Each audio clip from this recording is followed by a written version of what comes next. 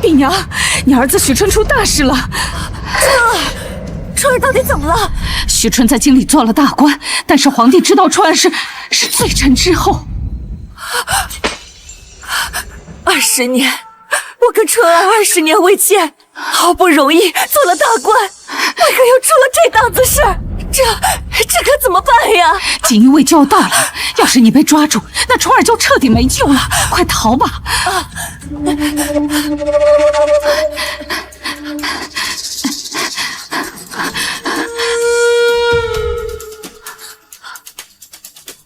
已经没路可走了，他们会追上来的。齐军可是死罪，要不然我们还是回去吧。我去锦衣卫自首，用我的命换我春儿的命。既然你这么想死，那我就满足你吧。你什么意思？按时辰，药效也该发作了。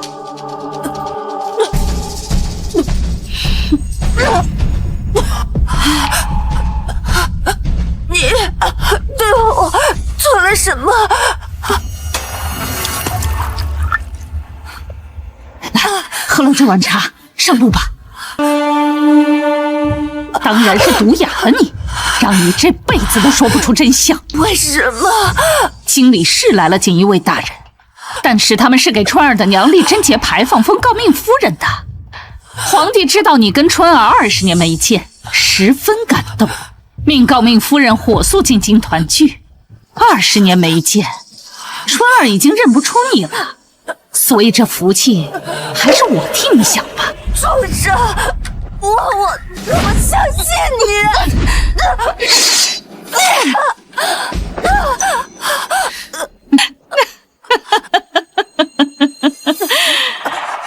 毁了容的哑巴，没人能认得出来你。娘，圣旨要到了。碧爷，你也别怪我们心狠手辣，这一品诰命夫人这等佛法，10辈子都修不来。搬上石头，陈老太。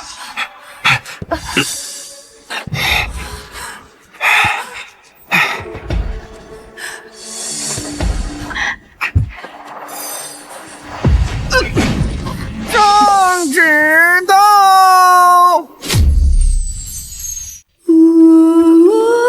训示以婢娘真敬守节，秉性端淑，恪尽妇道，着封诰命夫人，敕建贞节牌坊，以彰其德，火速进京，与子相聚。草民婢娘叩谢天恩。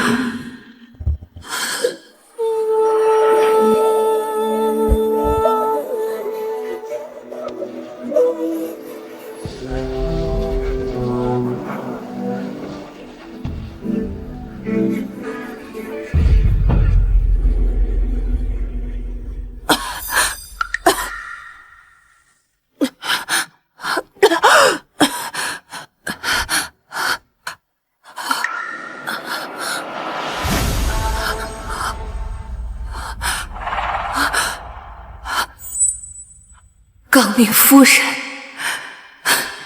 可惜不是我。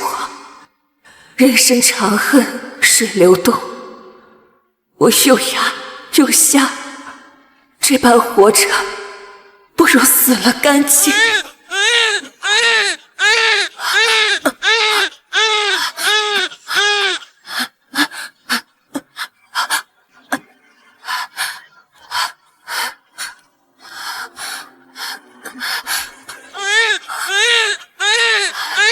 孩子，你可否跟我一样，是个苦命人？可惜，我已无力再抚养一个孩子长大了。孩子，如此绝境，还能笑出声来，若有平和，万念俱灰。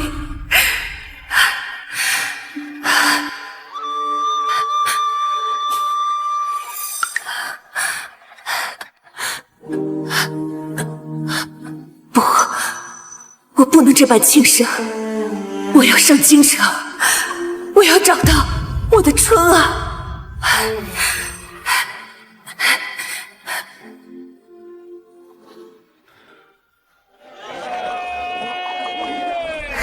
娘，我们到京城了。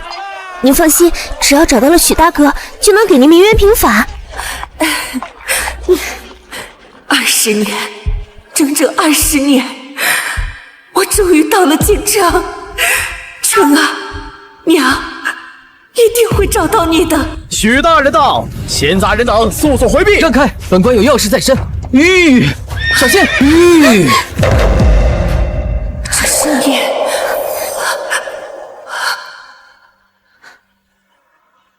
春儿，干什么吃的？连城门都看不好。是属下办事不力，惊扰了大人，还不给我闪开！驾！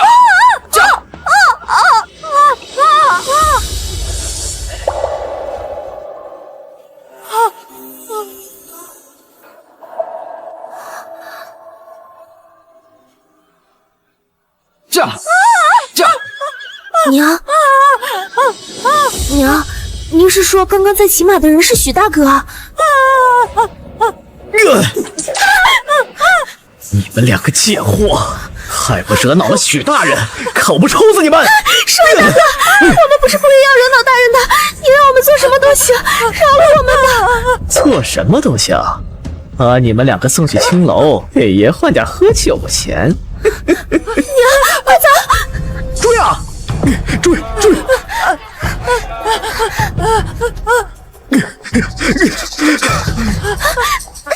站住！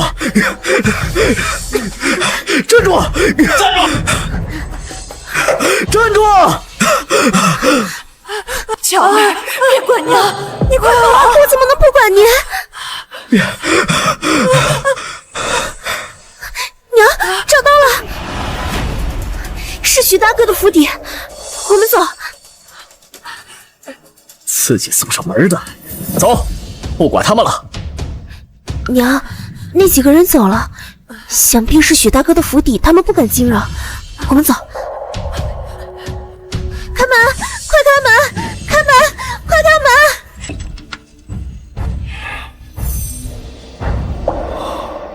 这一品诰命夫人这等福分，10辈子都修不来。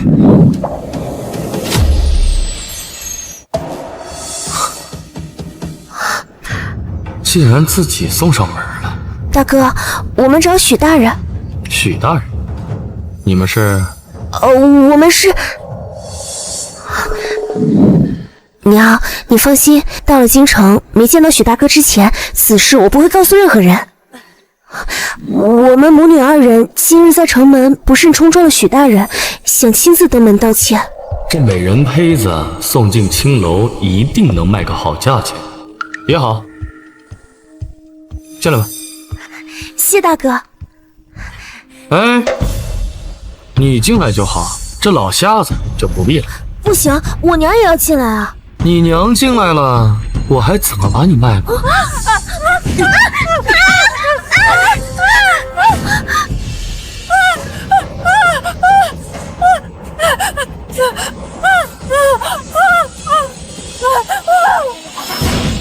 敢打我！打我！打我！放开我娘！就让哥哥先宠你一次。娘，救我！救我，娘！滚啊！娘！走！滚开！娘！发生什么事了？春儿，大人，有人拦轿。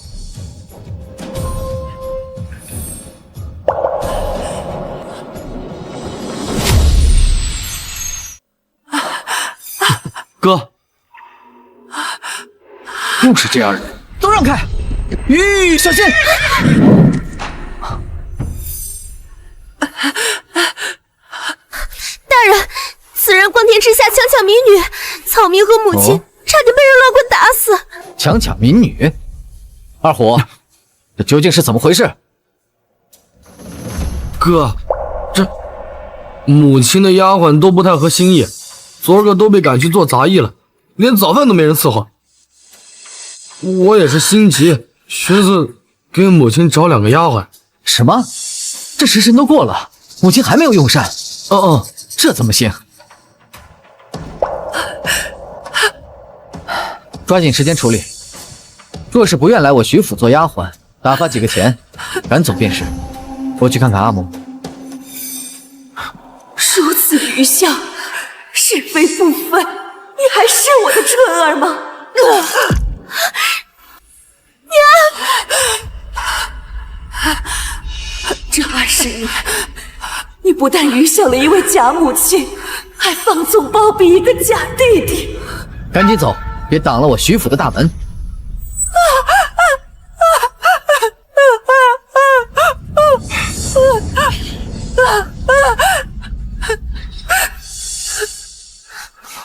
我娘问你，天子犯法都与庶民同罪，为何你敢光天化日之下如此包庇罪犯？二虎，方才这个老妇人拦我的轿，按照大秦律，拦轿者杖30，这2人一人1500，让护院行刑。来人！不要打我娘！不行，我娘有救急，不要打我娘！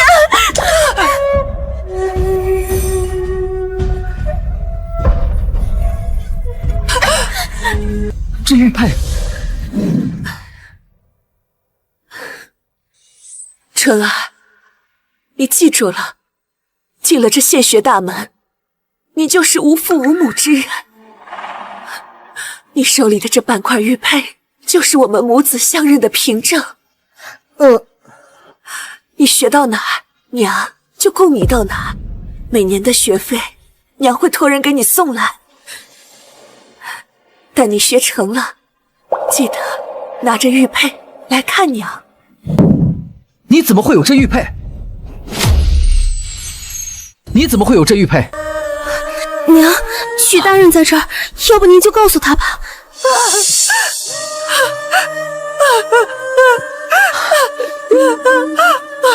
从这哑巴手里把玉佩给我拿过来。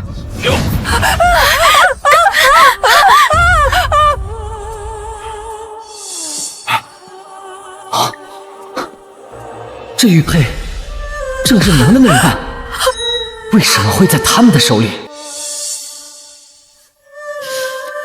说，这个玉佩你们是从何得来？我娘说了，打完板子我们就走，你还是别问了。好啊，那就打！打！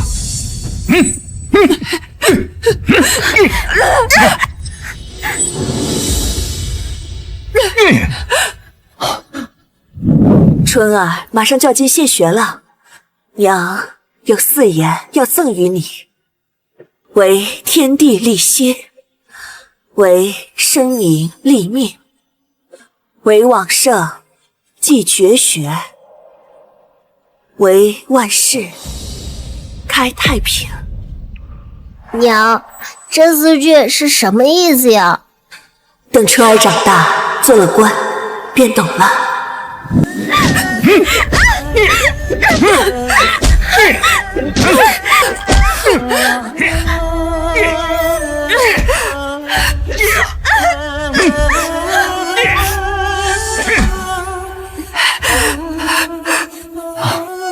打完了，那你们滚吧。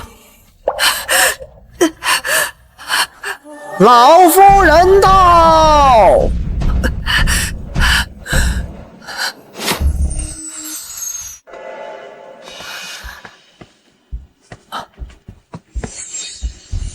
你对我做了什么？当然是毒哑了你，让你这辈子都说不出真相。娘，这血腥味重，您莫要靠近。你下了朝也不来看为娘，这门口闹哄哄的是干什么呢？无碍，娘，是二虎用心了。他本想要给你换几个丫鬟，谁知这母女不但不领情，而且还顶撞我。娘，你看这是什么？娘老了，不喜欢这些饰品，你留着自己戴吧。娘真是老矣，当年的玉佩她都不记得了。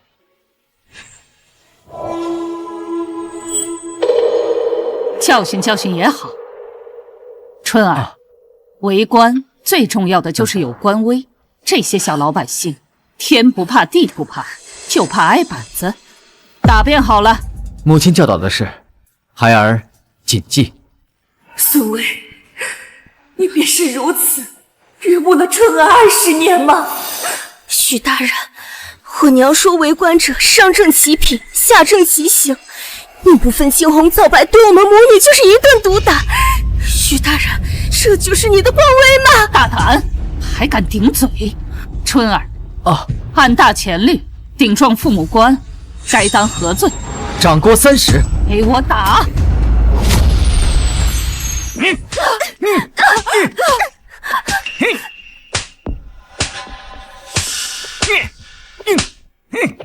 娘，你还是先回去休息吧，这儿交给我就行。也好，这些贱民不打不行。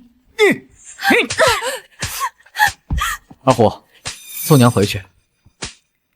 二虎，娘，我们先走。停手！与母亲重居20年了，她也从未提起这块玉，为何偏偏今日出现在此二人身上？难道……我再问你们一遍，这玉佩是从何而来？否则，我将大刑伺候。我说，娘，你扛不住啊！20年前落下的病根，你不能再这样折腾了。20年前，许大人，这玉佩是我干娘的。干娘？她不是你娘？不是，我是我娘捡来的。哥，不好了，府里出事了。娘没事吧？府里遭贼，丢了不少细软。娘说她玉佩也丢了。玉佩？什么玉佩？娘从未提起过。哥，娘说她与你各有一块，就是你当年上学时她送你的。20年前在河边。闭嘴！毛贼母女，信口雌黄，还妄图想要诓我。来人，将这母女押入死牢，大刑伺候。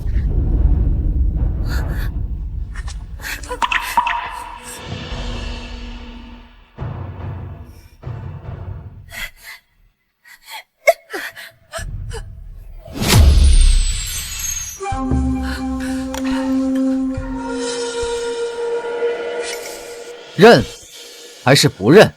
这玉佩本就是我娘的。还敢狡辩！今日你母女二人3番2次的引起我的注意，究竟在图谋什么？图谋？我娘等了20多年，没想到她等来的人却是如此这般。哼！满嘴胡言乱语，不知所云。大娘，我看你不似坏人，莫非是被这个女子所蒙蔽了？你既口不能言，若另有隐情，可写于诉状之上，给他松绑。是。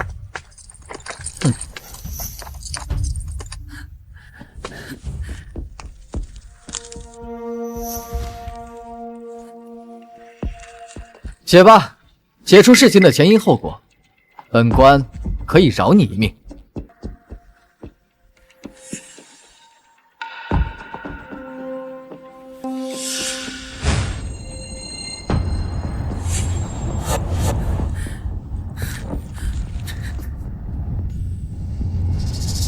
哼，冥顽不灵，3目之下何求不得？你既然不认罪，还辱骂本官，大刑伺候！不用行，我娘经不起这般折腾。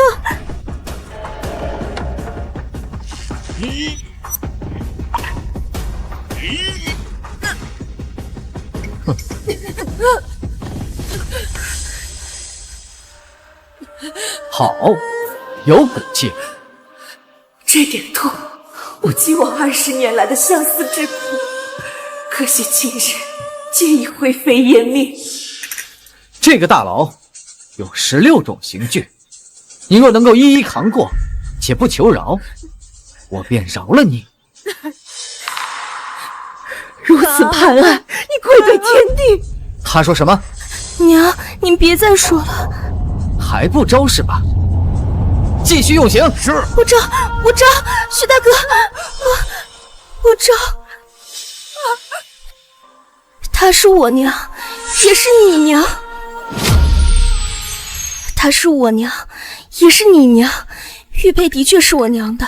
20多年前，我娘3岁未见的孩子，进京当了官，深受陛下喜爱，所以册封了诰命夫人，进京与孩子团聚。可是闺中好友却心生妒忌，伙同其子毒害了我母亲，并把她扔到了河边，冒充了诰命夫人的位置。所幸天降暴雨，把娘冲到了河边，才捡回一条命。娘也是在河边捡到的我，所以玉佩在我身上。而那个毒妇，如今是朝中一品官员许大人的母亲。许大哥，这就是我们的故事。哼，既然如此，那便不用审了。我母亲乃诰命夫人，受贞节牌坊，我乃当朝驸马，母亲一同一品太夫人。按照大钱律，假冒皇亲国戚，口头诈称，杖100，流放3000里；伪造印信，判斩立决。我念你2人有谋财之心，无害人之过，便杖100，流放岭南。不，许大哥，你为什么不肯相信我们？草民愿已死，自证清白。不，娘，巧儿这条命本就是娘给的，若能让你们母子团聚，便足矣。虽不知你们从何处打听过这玉佩的来历，今日本官便告诉你，这玉佩总共有2枚，我与我阿母各执1枚，形状相同，却纹路不同。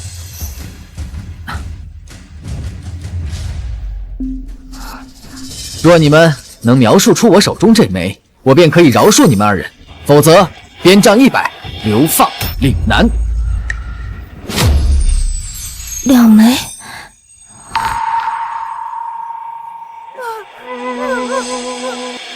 够了！刚才本官将素纸笔墨递给你，你竟然不写，现在也没必要说了，把他的嘴给我封上。是。哼哼。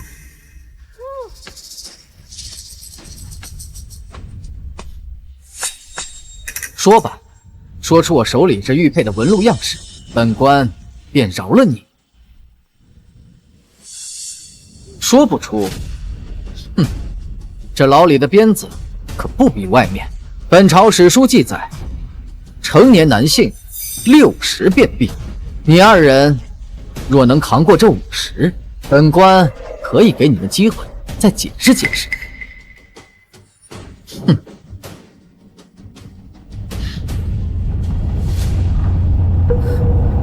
请醒！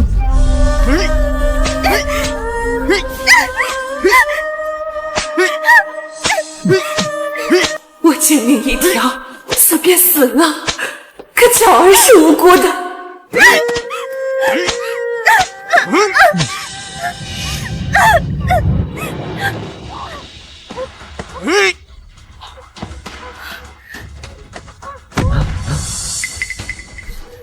现在知道些了，可惜晚了。任你血破天，我也不想再看一眼。唉。待你学成了，记得拿着玉佩来认娘。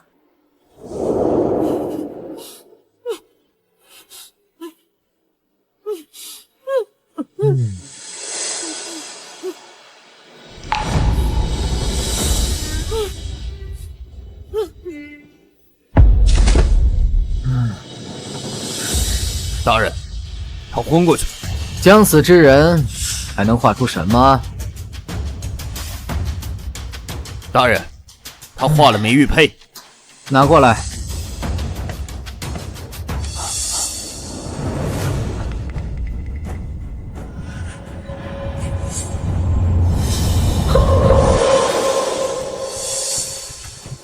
娘，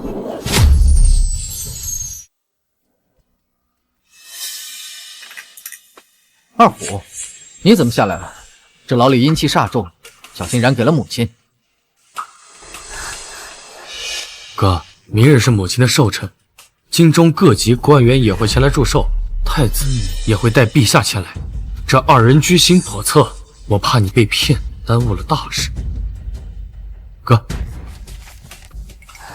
你看。哦，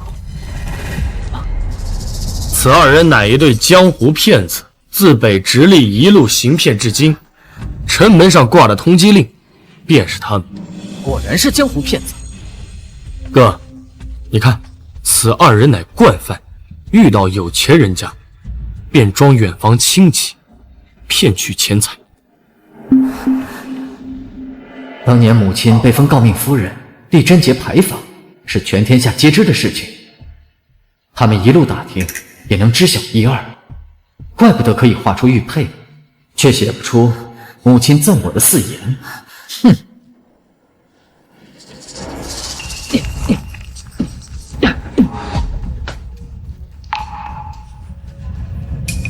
画人画虎，难画，知人知面，不知心呐。你二人这苦情戏演得可真不容易。大人，我和母亲如此相信你，才告诉了你真相，你为何不相信我们呢？本官差点被你二人的巧言令色所蒙骗，幸好我胞弟提醒，才免于大祸。一对江湖骗子和朝廷亲封的诰命夫人，该相信谁？哼，不必多说了吧。许大人，许燕青，我娘20年对你的教诲都去哪儿了？你怎么知道我的小名？定是阿母先前教过我。事已至此，你二人还贼心不改。许大人，此二人罪状我已记录在案，请您过目。签字，画押。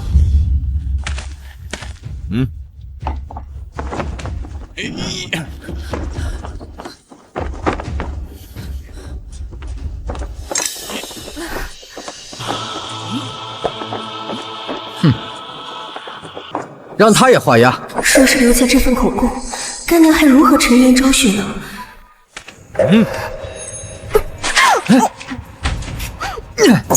大胆，把他给我掏出来！大人，他吞下去了。给我打！是。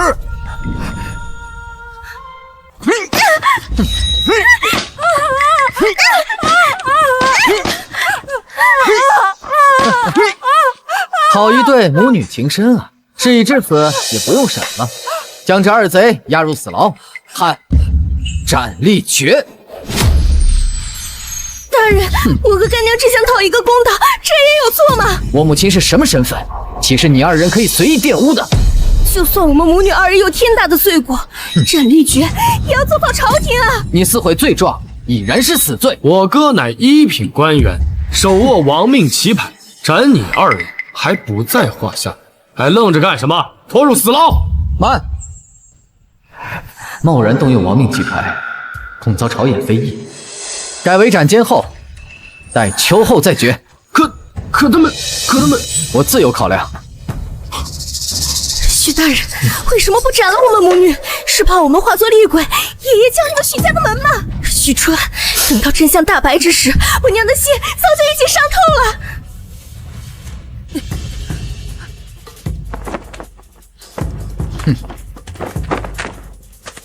哥，此二人狼子野心，人人可诛之，为何不现在杀之？明天是母亲的寿辰，不宜见凶。那也带不到秋决吧？好了，此事不要在意，出去后也不要再疑。阿母心善，若让他知道这二人是因他而死，恐怕又要茶饭不思几日了。是。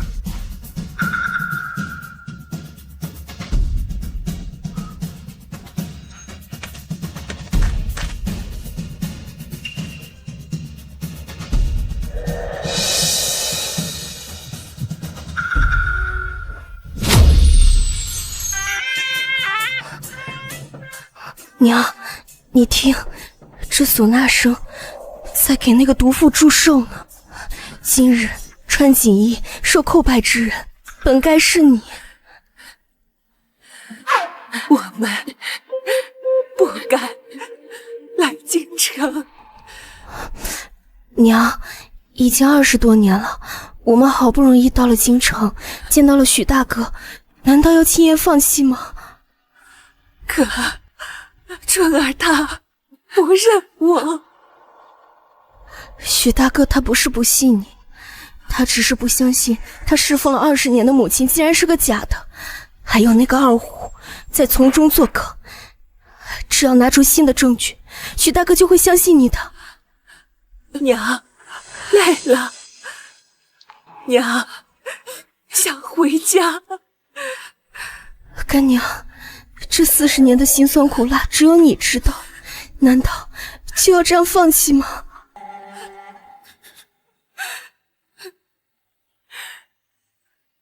我到底要做出什么，春儿才愿相信？干娘，许大哥只是觉得对母亲有所亏欠，所以才愚孝至此。我们只要找到那个毒妇的真面目，让他发现，不然我们就要被斩监侯秋后问斩了。没错，干娘，你才是许大哥的亲生母亲，只要当面对质，那个毒妇就会露出马脚的。二位该上路了。你要干什么？来人啊！救命啊！随便喊，今儿个这牢里就老子一个，其余人都去给太夫人祝寿了。许大人不是说要斩监后，秋后问斩吗？你要干什么？哼哼，许二爷又说了，夜长梦多，让我今天就送你们上路。咦？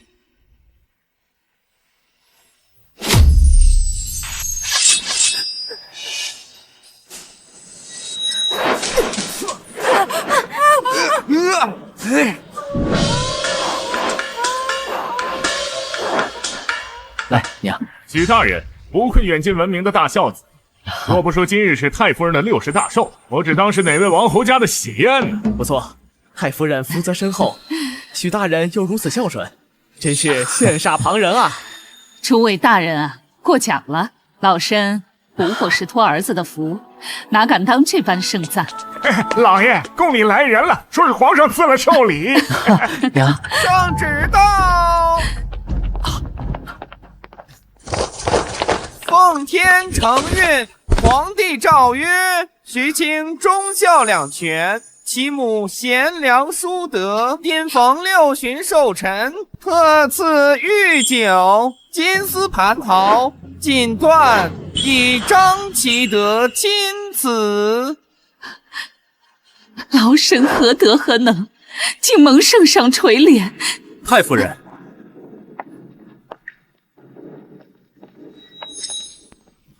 父皇下旨的时候说了，您老不必跪。竟然是太子！不愧是许大人，深得皇上青睐，竟派了太子前来贺寿。陈许春叩谢隆恩，陛下万岁，太子千岁。许大人，快请起。接旨吧。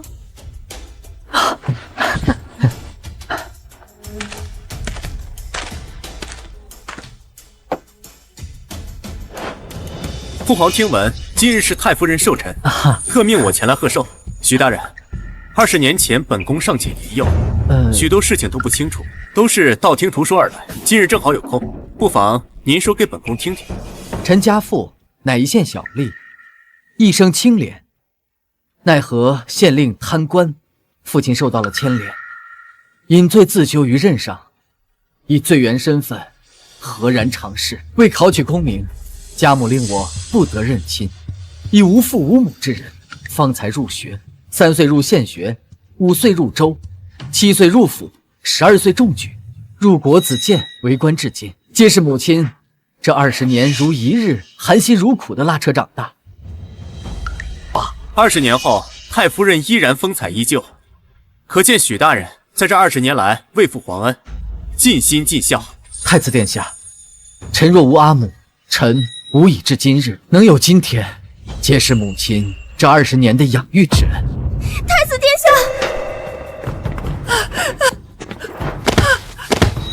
太子殿下，女有今天肺腑之言，气血上燥，请太子殿下为天下人做主啊！为天下人做主啊！你们是何人？为何擅闯太夫人寿宴？女巧儿带干娘入京，只为揭发20年前一场欺君罔上的大罪，奈何被许大人关押地牢，被狱卒差点侵犯。所幸狱卒把所有人都吃开，巧儿拼命逃脱，才带着干娘逃出了地牢。那狱卒说是徐府二爷要杀了我们。来人，把这2个疯女人带下去。慢着，本宫倒要听听是什么惊天大案。小女名叫巧儿，是我干娘收养的。20年前，皇上知道许大人与其母20年从未相见，但却一直供养，不禁感慨天下竟有如此奇女子，故而敕封诰命，立贞节牌坊，甚至传入县里。许大人的母亲本来就已经要上路了，可是被闺中好友心生妒忌，协同其子一起毒害了许大人的母亲。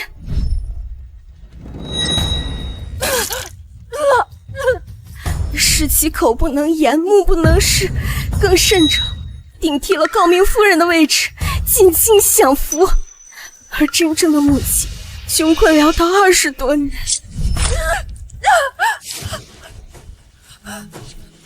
昨日才刚刚进京，请太子殿下明鉴，那位闺中好友就是那个毒妇，他抢了我娘的名，替了我娘的宫，而那位口不能言、目不能视的人，正是我干娘。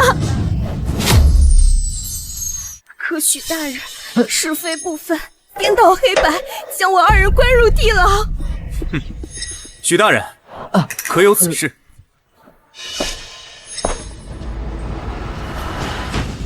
贱人！老身年逾60，已是半截入土之身，如何污蔑，老身都可以忍受。但是你千不该万不该污蔑春儿。谁不知春儿深得陛下圣宠，正是入阁拜相之际，你作何心机，在此刻污蔑春儿？娘，你莫要气到身子，您先回去坐着。娘，各位，此2人胡言乱语，老身身正不怕影子斜，可涉及我儿名声，我实在不忍，其心可诛，抓起来！太夫人，今日本宫在此，定不会让一人受冤。太子殿下，今日属实是家丑外扬，那臣便一一道来。昨日这2人闯入我们府上，以借乞讨之由，行盗窃之事，偷了母亲的贴身玉佩，又起了歹心，妄图讲行骗。此2人乃惯犯，自北直隶一路行骗至今，看到有钱人，便会四处打探消息，就假装远房亲戚，骗取钱财。这2人还撕毁了罪状，被我押入死牢。本想待母亲寿宴过后再细细审问，不知怎的，今日又逃了出来。依你之言，此2人乃江湖骗子。正是。说我2人是骗子，那你敢滴血认亲吗？不可。你是何人？太子殿下，此乃我胞弟2虎，我与母亲分别这20年里，皆是他在照顾，故而我与2虎也认了兄弟。那为何不可？回太子殿下，我母亲乃皇帝御赐1品诰命夫人，千金之躯，且今日是母亲的寿宴，不可见血。况且此2人居心叵测，满嘴谎言，已被我长兄打入地牢，又打伤牢头越狱，属实是居心叵测。我长兄与母亲已忍无再忍，若今日又应了这滴血认亲之事，唯恐他们已早有准备。如若这般，我许家在京城还如何立足？此二人已被关入大牢，还敢打晕狱卒越狱，罪大恶极，应该立刻行刑。就是你要杀了我们！一派胡言！我长兄已判你为斩监侯，我为何要杀你？你怕夜长梦多，你怕事情败露。太子殿下，我看来此二人是发了失心疯，不必再想，直接斩立决便是。就是，班子无稽之词，危及朝廷命官。太子殿下，此二人狼子野心，断不可留啊！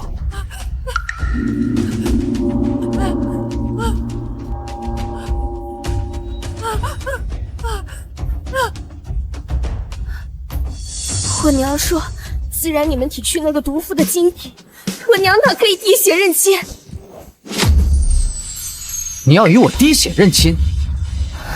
哼，好，我答应你。不可呀，哥，莫要着了他们的道。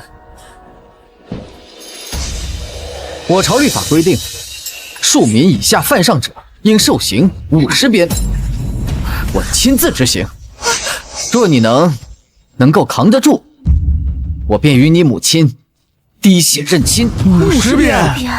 我说他们二人就算两个成年壮汉也受不了这50鞭啊！哎呀！娘，我们没有别的办法了。这位姑娘，鞭刑不似板子，你可知这50鞭的厉害？太子殿下，我们怎会不知50鞭的厉害？可是我与干娘已经走投无路了，看似死路，其实也是活路。好，那本宫做主，将这50鞭降为10鞭。你二人若是扛住，本宫亲自为你们滴血验亲。太子，你千金之身坐稳垂堂，为何要为这种人开脱？我看他二人并非阴谋诡辩之人，这其中会不会有什么误会？好，拿鞭来。春儿，若他二人真能扛下这10鞭，难道你真有屈尊与他们验血？娘，我虽然不知他们有何底气敢污蔑我们家，但是众口难堵，今日之事必定要有一个结果。可如此，这让娘在京城如何立足，如何做人啊？二虎兄弟，太夫人，今日本宫在此为你们做保，你们大可放心。待得拨开迷雾见青天之时，那便是清者自清，浊者自浊。好。哼，今日以此10鞭正人心，而尽服言。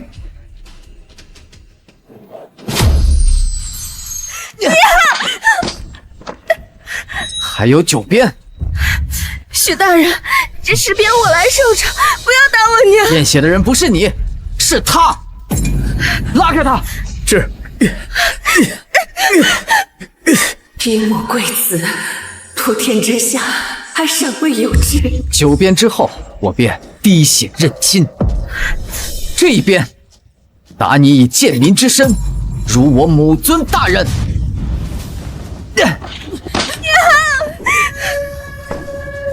第3鞭，打你不知死活，以下犯上。第4鞭，打你不知进退，辱我许氏门风。放开我，娘！第5鞭，打你不知廉耻。娘，放开我！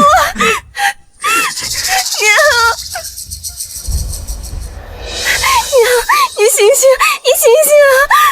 许大人，我们不验了，我们不验了。哼，可笑！如此出尔反尔，是我大乾律法如草芥吗？拉开他！是。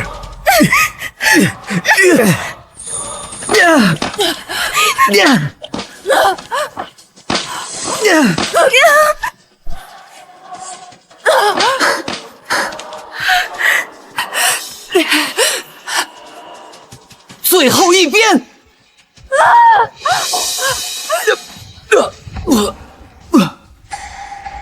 许大人，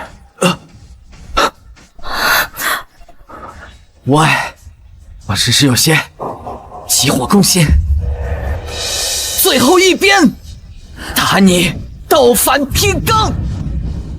娘！你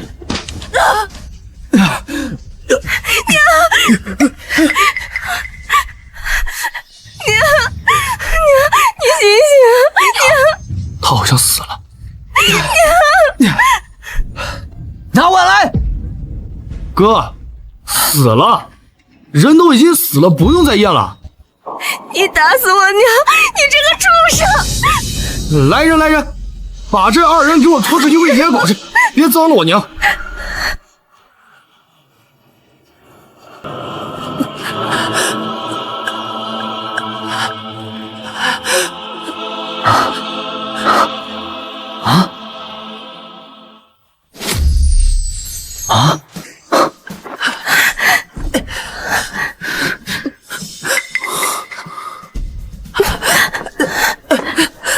真是一位奇女子。拿水碗来。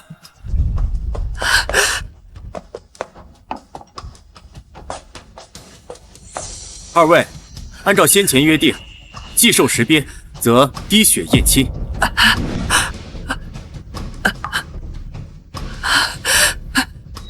许大人，到你了。许大人，我说过，总有一天会真相大白的。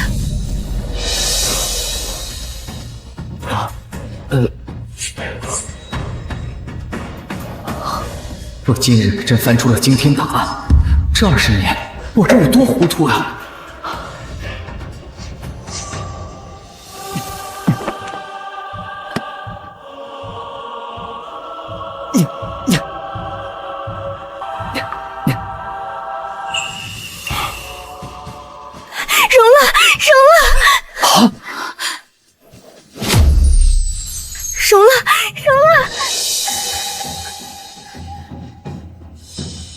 血味相融，由此可见，这位老夫人与许大人并无关系。怎么会呢？怎么会不相容呢？娘，怎么会？幸亏在水里做了些手脚，不然今日差点阴沟里翻船。贱，当年能搞到你，如今依然能搞到你。多谢太子还老身和春儿一个清白。娘，是孩儿不孝。今日让你老人家受辱了。近日我看了一些侠义的话本，竟然也沾染了一丝侠气，以为身边会有一些不平事，还望老夫人和许大人莫怪。今日多谢太子为我娘净福颜而正人心，否则若真让这2个人不明不白的死了，这天下人不知道又会编造出多少话来。事已至此，铁证在前，你们2人还有什么话要说？太子殿下，我娘确实是许大人的亲生母亲，这血怎么会不相容呢？来人，将这狼心狗肺的母女给我抓起来，就地正法！来人，这狼心狗肺的母女给我抓起来，就地正法！是。慢着，此2人巧舌如簧，搬弄是非。若真是这么简单的处死，还真是便宜了他们。给我剜掉他们舌头！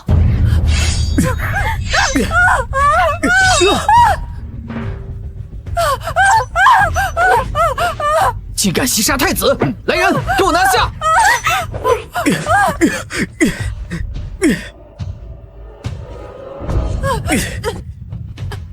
这水有问题，这水里加了清油。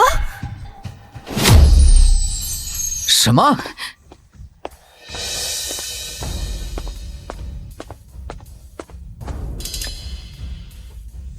这碗水好像确实有问题啊！太子殿下，民间有传闻，如果将明矾加入清水中，即使不是亲生的，也会相容；若是加入了清油，即使是亲生的，也不会相容。太子不可！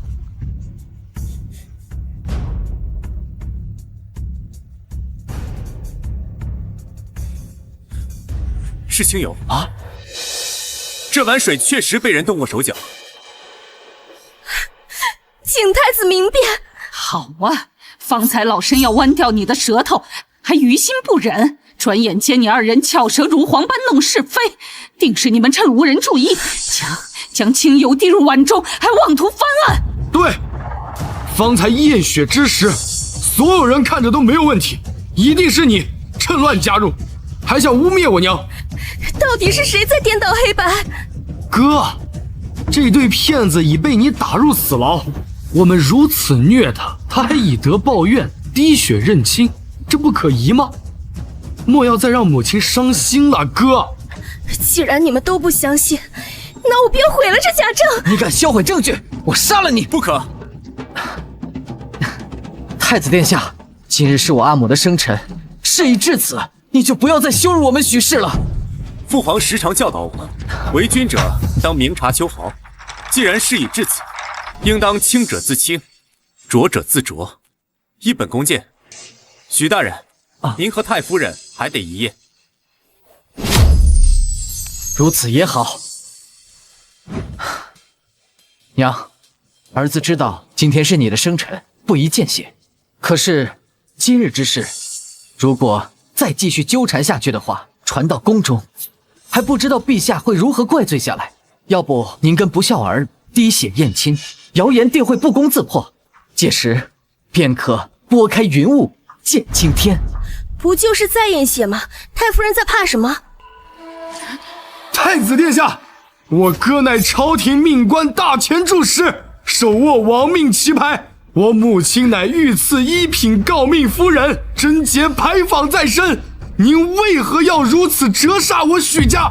今日之后，我许家还如何在朝廷立足？况且今日还是家母寿辰，见血即见凶，还望太子殿下三思，收回成命。好一个忠孝两全啊！你说的没错，许家满门忠烈，一位贞节牌坊，一位朝廷钦点的一品大员。但是今日，在这许家大府内，有人欺君罔上，我身为当朝太子，岂有不追查的道理？太子英明！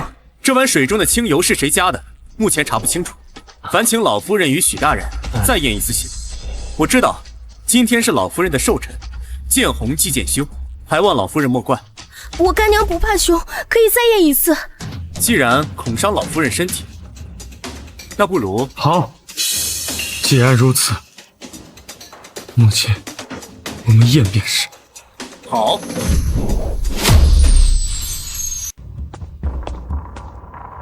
太子殿下，刚刚就是这个人送的茶水，他神色慌张，肯定又做了手脚。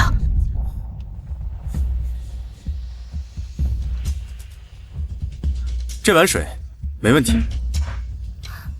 巧儿姑娘要是不放心的话，那就用本宫的水。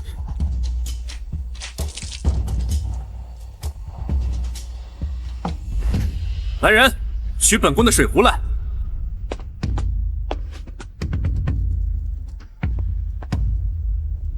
此乃本宫的水壶，有专人看管，绝无异样可能。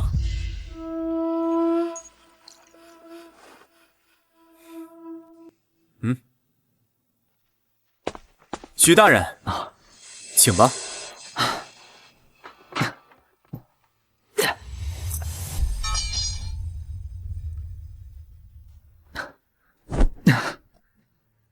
不孝子许春，跪请母上以血验亲。娘，真相终会大白的。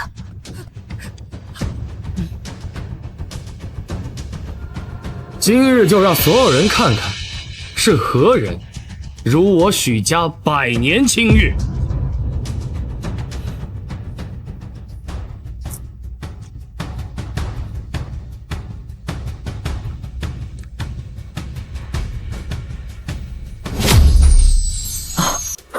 容了，娘，容了。今日人心已正，福言已尽。这怎么可能？娘，您受苦了。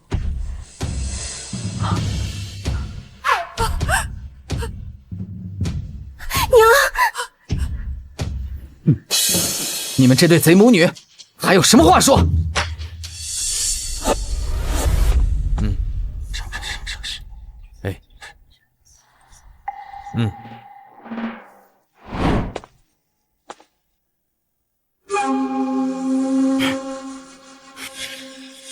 都20年了，他竟然找回来了。娘，这东西你拿好。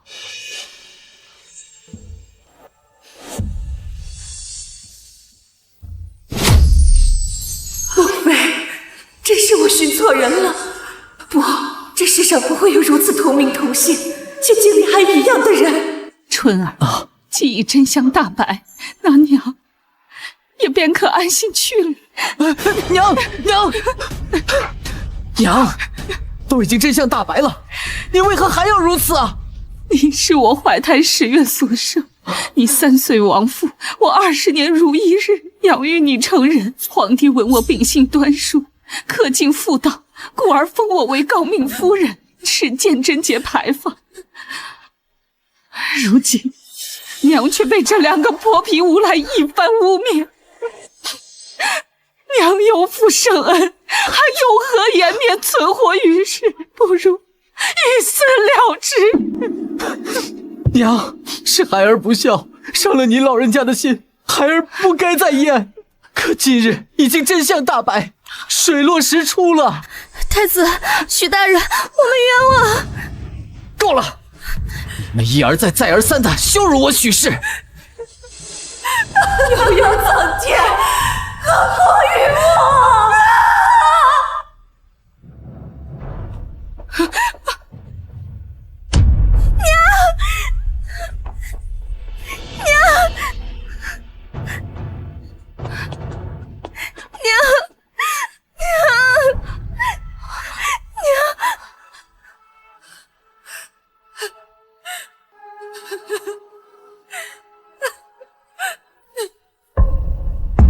你今日跪死在这儿，本官倒是可以留你个全尸。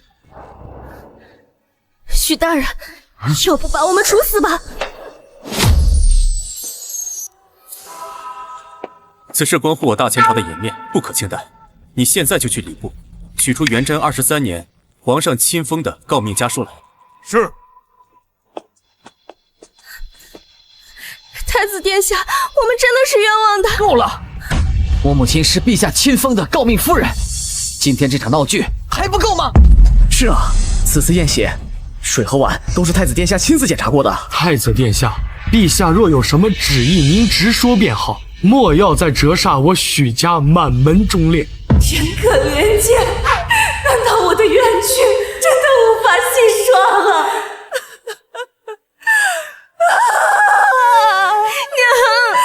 娘，来人，把他给我拉开！是。娘。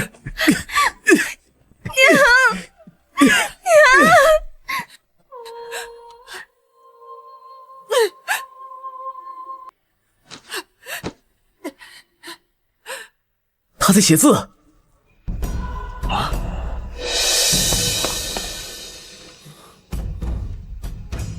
这是当年太夫人赠给许大人的4言，为天地立心，为生民立命，为往圣继绝学，为万世开太平。还愣着干什么？春儿，拿下他们！慢！太子殿下，此事已真相大白。太夫人，你看不出地上写的是什么吗？一些故弄玄虚的话罢了。太子殿下，这你也信？非也，此乃太夫人写给许大人借此书中的4言。正是因为这封家书，皇上深受感动，所以才得封诰命夫人。太子殿下，你也说过，此家书流传甚广，此母女以行骗为生，能写下这个4言，肯定是早有准备，不足为奇。此封家书中精彩艳艳，纯纯教诲，为天下补教之典范，深受皇上喜爱。我从小便熟读之。若是因为此封家书另有隐情而放任不管，恐怕会愧对天下父母心啊。太子殿下，不可因为此2人写出这4句，便断定其中另有隐情啊！不错，这4句在我大前朝流传甚广。这老夫又瞎又哑，写出这几个字，能做什么数？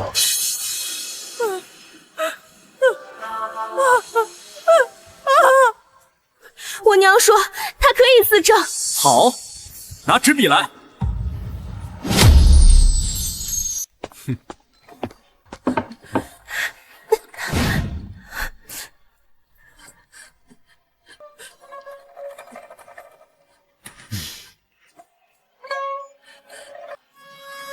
20年了，我已经不会写字了，连毛笔都不会用，还妄图沽名钓誉。我娘颠沛流离20年，自然不会提笔写字了。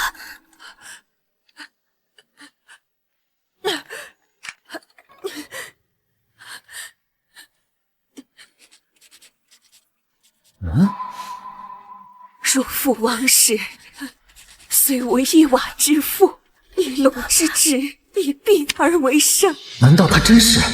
不，这不可能！我怎么可以怀疑娘呢？娘，今天学什么呀？春儿马上要入县学了，娘有4言要赠予你。哪4句呢？我念，你写。为天地立心，为生民立命，为往圣继绝学，为万世开太平。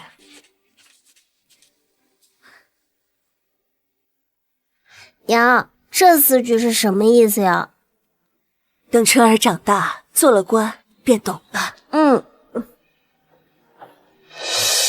好字好文，吾守节自恃，居穷自立于一时，欲长以教弊，至于成人，如孤而幼，吾不能知汝之必有利，故以4言遵之。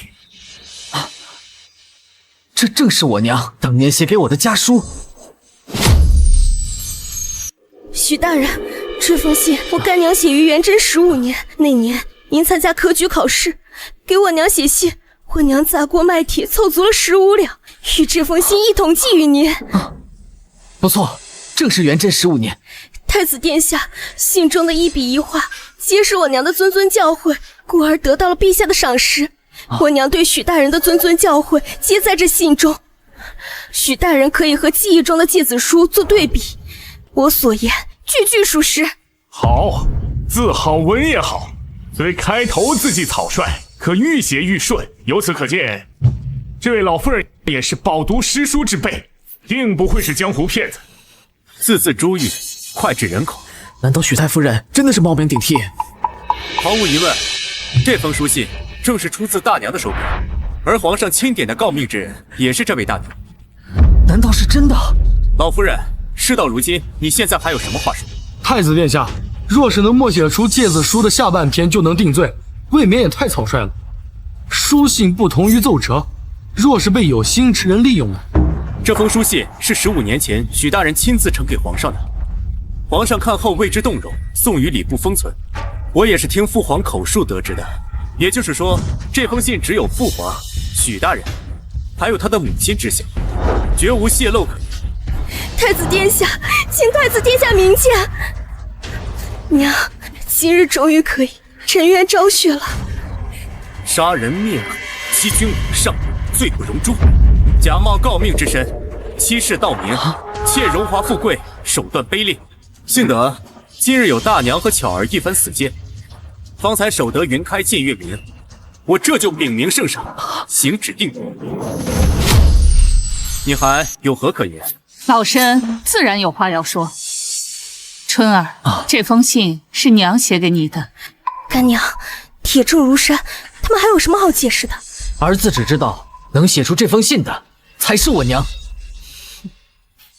这诫子训全文共376字，字字珠玑，且是为娘对你的良苦用心。这瞎子只是写出了前半段，你便信了他。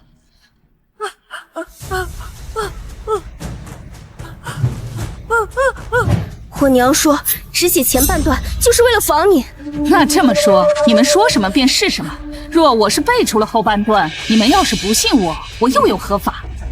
我娘不是是非颠倒之人。再说了，这封信许大哥也见过，你在慌什么？莫不是你不知道下半段的内容吗？既是如此，春儿，听好了。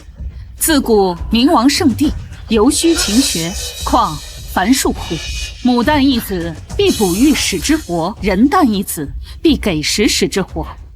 此乃天道之存焉，亦谓人道之存焉。吾儿不信，生3岁而故。然有非常之人，然后有非常之事；然有非常之事，然后有非常之功。不可能，这不可能啊！怎么会都背下来了？你们承认这是芥子书下半篇了？想当年，正是因为这封信感动了当今陛下，故而封我为诰命夫人，才可进京与我儿团聚。在这过去的20年里，老身时刻谨记着信中的字字句句。我知道了，徐大哥，一定是有人泄露了这信中的内容，不然他们怎么会知道呢？你们2人方才亲口说这封信的内容只有陛下还有我哥知道，若这封信的内容泄露，如何证明这老瞎子所写是不是有心之德？你姨娘，20年了，你以为我一点防备都没有了？没错，他假借诰命夫人之位，又是朝廷一品官员的母亲，拿出信来，不是轻而易举的事情吗？够了！你的意思是，我指使我娘提前拿到这封信，就是为了今日这场辩论吗？许大人，我不是这个意思。刁民！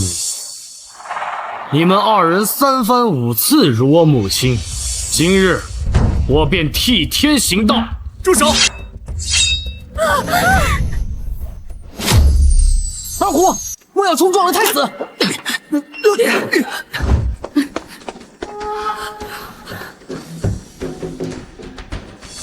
太子殿下，今天庭前事宜可铁证如山，我母亲已背出芥子训下篇，可2人红口白牙，颠倒是非。太子殿下，二虎也是一片孝心，还请太子殿下莫要怪罪。无妨，本宫打断你是因为有新的证据，你起来吧。这封信是元贞15年太夫人写给许大人的，许大人，请过目。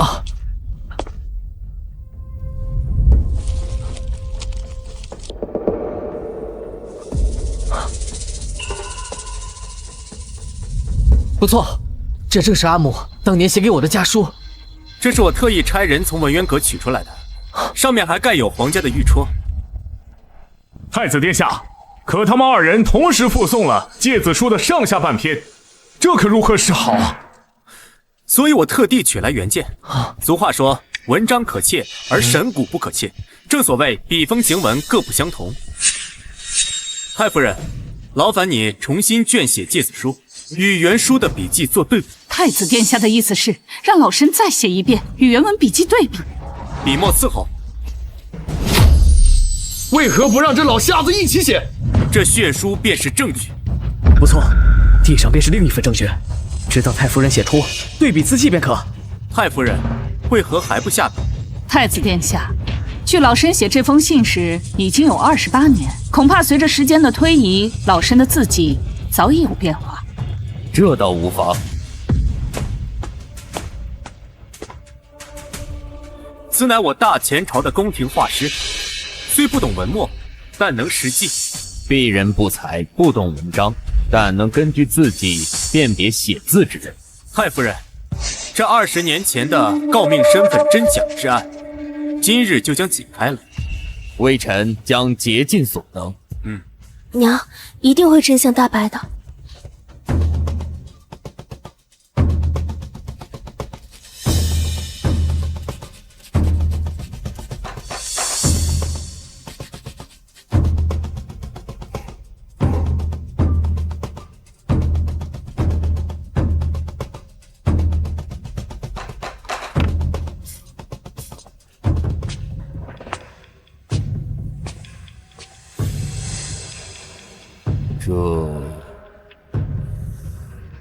孙师傅，如何？观二者自行，确是同一人所为。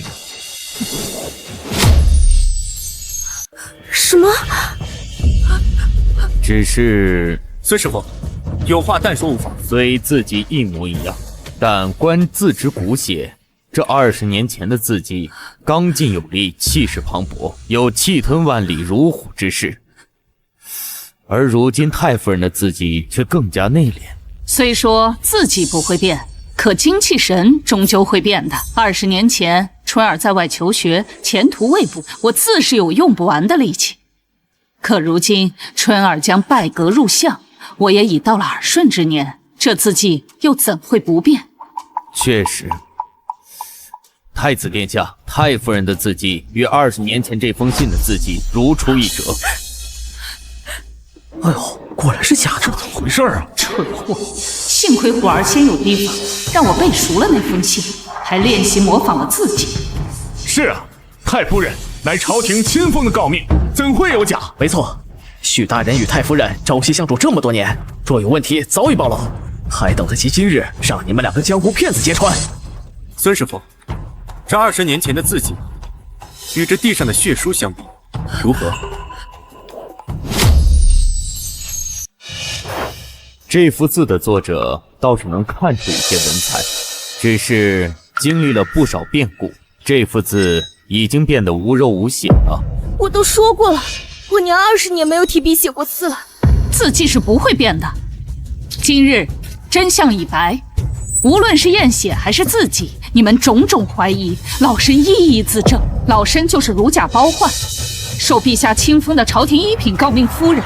没错，太夫人真正不怕影子邪，清白一身，自然不怕反复查验。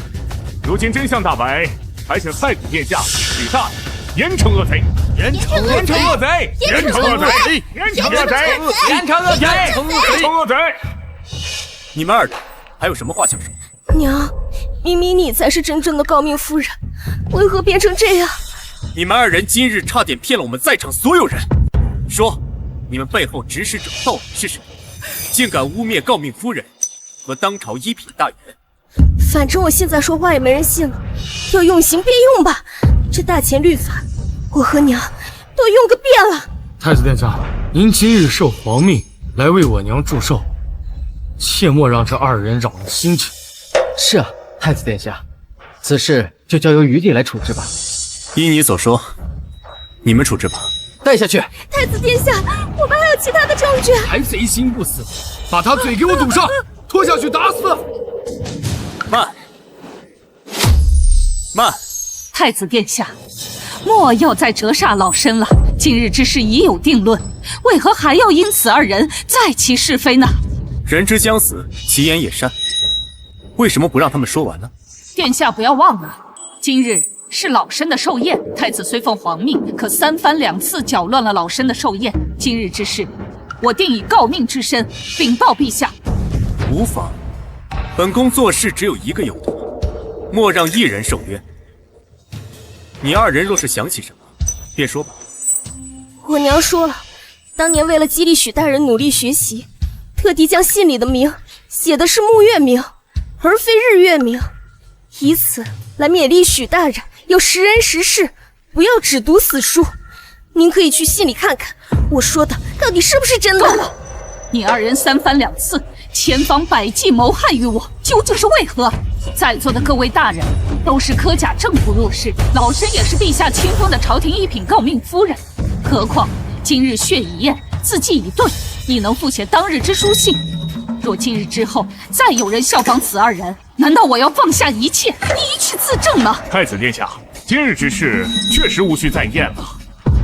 许大哥，您就不好奇为什么我娘所有的事情都知道吗？别人不知，你还不知吗？是，确有此事。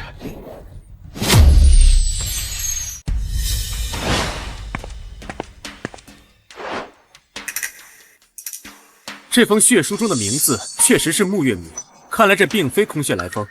那就请许大人亲自查看当年的书信，看看其中的名字究竟是何种写法。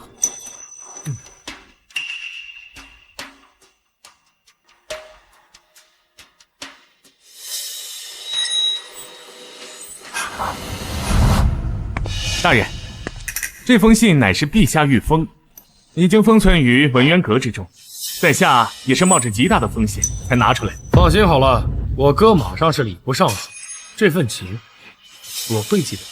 只是不知大人要这封信做何用？这是家母给我哥写的家书，留个念想罢了。是太夫人想看。啊，哦，我娘又约了一份。哦，不愧是太夫人，2份毫无相差，这就算是放在一起，恐怕也没人能分辨得出来啊。既如此，这份你便带回去吧。这不太好吧？不知变通。也罢，你回去吧。等我哥上任，我便告诉他，你不太适合这个官位。愿为许大人马首是瞻呐！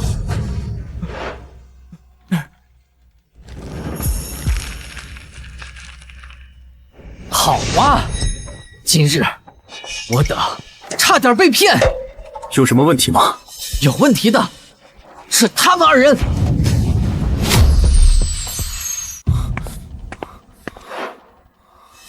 这信中的明明明是普普通通的日月明，何来木月明之说？其心可诛，其心可诛啊！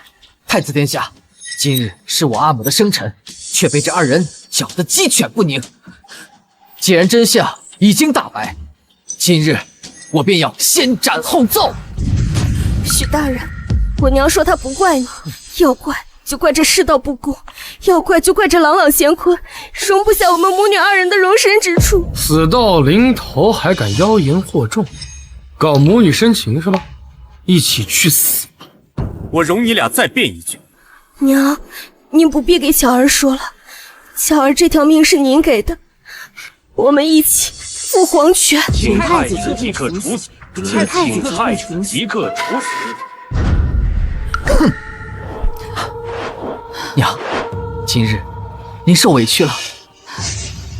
无妨，只要你认我就好，别人谁不认我都行。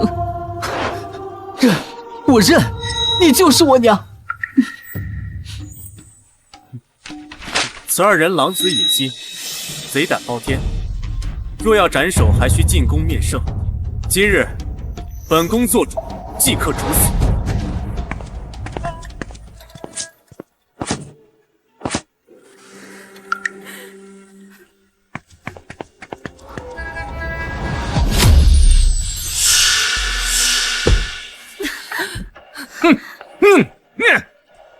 真不要脸，妄想攀龙附凤，也不看自己什么德行。对，幸亏太夫人仁厚，真是赐死了他们。要是我，早就给他们千刀万剐了。这对母女真是恬不知耻，狼子野心，赶紧去死吧！不要欺负我娘，我娘可没有骗人。不要脸，臭女人，癞蛤蟆想吃天鹅肉，赶紧去死吧！没错，错的是他们，别打了。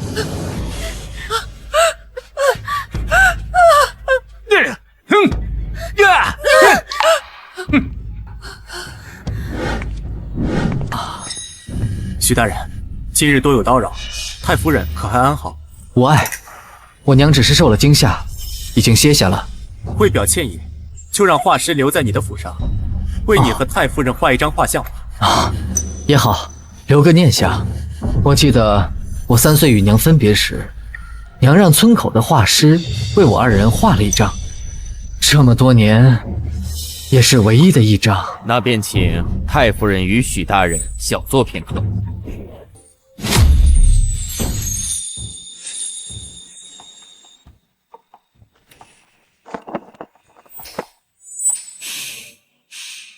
太夫人、许大人，画好了。娘，快看，不愧是宫里的师傅，画技高超啊！画好了，为娘有些累了，先回屋歇着了。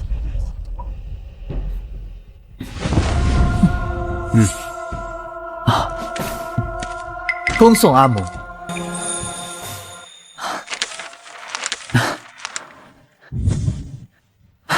栩栩如生，真是栩栩如生啊！没想到孙师傅不仅可以辨别字迹，画技还是如此的精湛。许大人谬赞，我只不过凭此画术讨口饭吃罢了。许大人啊，孙师傅的画技不但是大前第一，测骨看相的本事也是第一。太子谬赞，微臣只会画骨而已，谈不上什么看相。啊，画骨？何为画骨？何为画骨？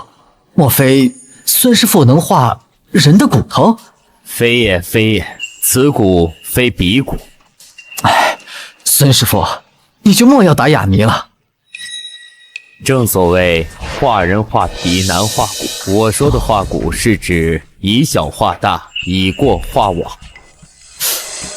以小画大，以过画网，这是什么意思啊？就这么说吧，许大人，你随便给我一幅画像，我可以分毫不差地画出画中之人10年乃至20年之后的变化。这么神奇？40年前，我与母亲还真有一幅画，还请孙师傅一看。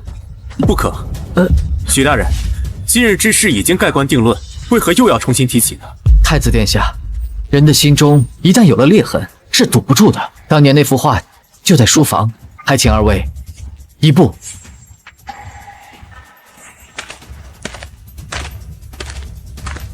太子殿下，您为何如此笃定太夫人身份有所疑呢？孙师傅，你不是也有相同的疑问吗？否则怎么会主动给太夫人画像呢？孙师傅，你不也有相同的疑问吗？否则怎么会主动给太夫人画像呢？虽说太夫人近日复写出诫子书与20年前那封字迹相近，但其中的精神气儿却大不相同。虽然太夫人所称年龄心境有变，可微臣之人一个理，字迹可以模仿，精神气不可变化。孙师傅，不愧是心思缜密啊。那太子殿下，您为何如此笃定呢？无他，唯本心也。本宫第一次看到巧儿和那个老妇人，就觉得他二人不是坏人。今日之事，乃是大前朝前所未有之奇案，这背后绝不会那么简单。太子殿下，请。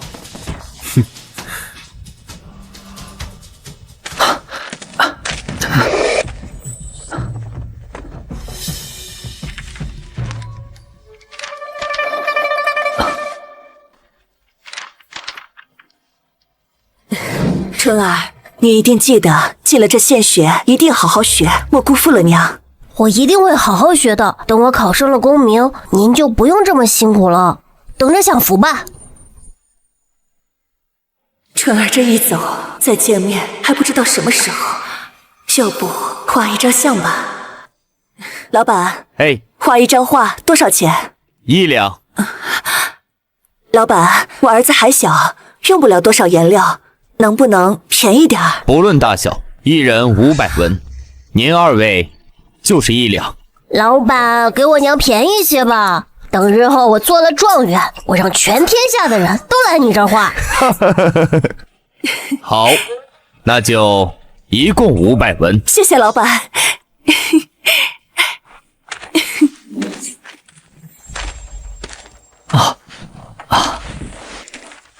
这幅画便是我入县学前母亲请人画的像。自那以后，我与母亲便20年未见，直到陛下传旨封我母亲为诰命夫人，这才进京与我相会。孙师傅，请您过目。这不可能啊！这不可能啊！这怎么不可能啊？许大人请过目，右边这幅是您与太夫人的画像，左边这幅是您与太夫人40年前的画像。这画像又能看出什么？许大人，你莫非忘了，孙师傅可是会看骨的。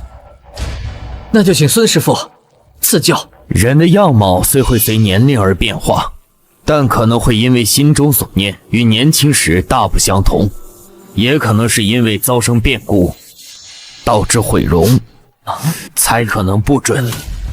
徐大人，您看这2幅画像中，您的相貌变化不大，而太夫人的变化相貌极大。这40年早已物是人非，您刚才不是说了吗？这人的面相会随着时间而变化，很有可能与年轻时不太相像。你们看的是人们的面相，而我看的是他们的骨相。骨相是有迹可循的，稍加推测便可3岁化老。孙师傅，你的意思是，这画像中的2人并非同一人啊？这2幅画中的太夫人不是同一人。你说什么？以微臣画骨30年之所见，这2幅画上的太夫人绝无可能是一人。何以见得？还请许大人将太夫人的生辰八字写出。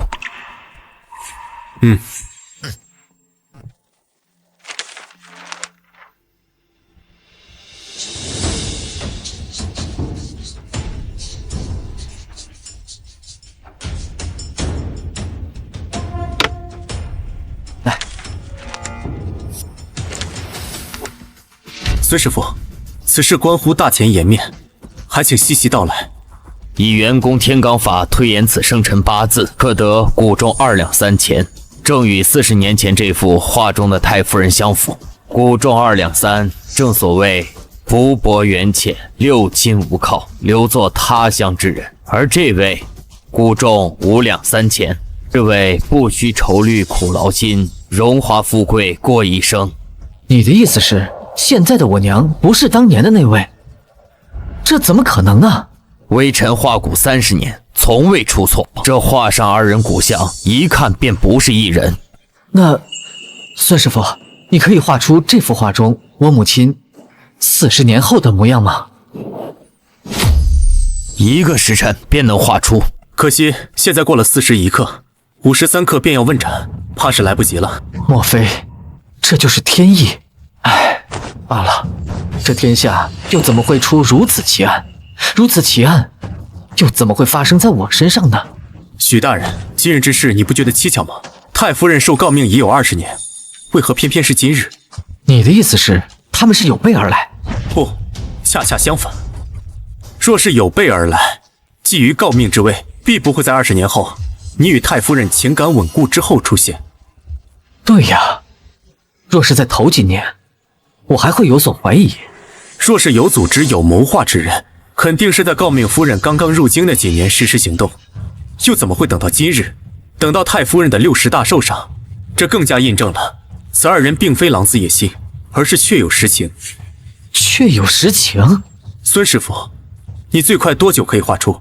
回殿下半个时辰便可，不过可能有些许粗糙。许大人，纯德县便是你的老家吧？正是。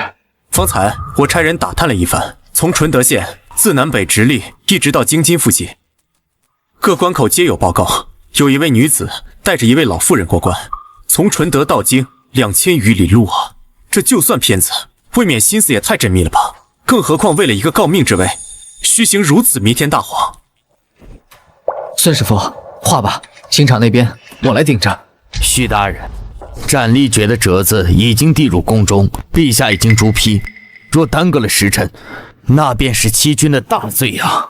一人做事一人当，这斩立决是我判的，那便由我来承担后果。再说了，此事若不查清楚，更是愧对君父。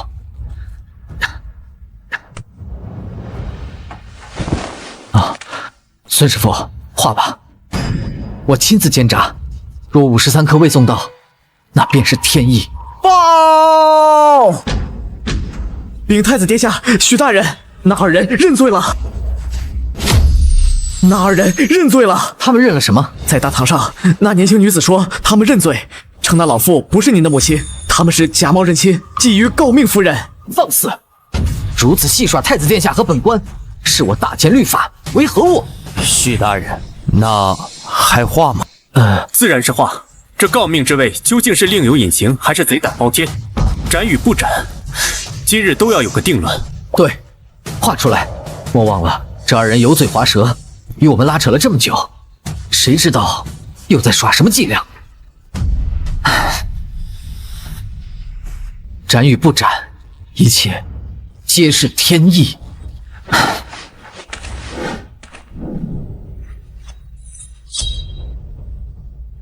哥，时间到了。许大人，草民知罪，我娘她不是诰命夫人。你2人为何现在否认？我们不认了，是我们妄图攀龙附凤，请大人放了我娘，小儿愿一人赴死。现在知道后悔了，晚了。许大人，草民不该以下犯上。娘，是巧儿害了您，早知道我就不该带您来京城。这53颗马上就到，怎么不见监斩官下签呢？谁知道呢？听说这二人竟敢冒充一品高病太夫人，可能是真有隐情吧。娘，孩儿不能给您养老送终了。大人，放了我娘吧，所有的罪我一人担着。只要他们死了，便可永绝后患。哥，这2个贼人认罪了，下令吧。53克未到，不急。娘，您不要再说了。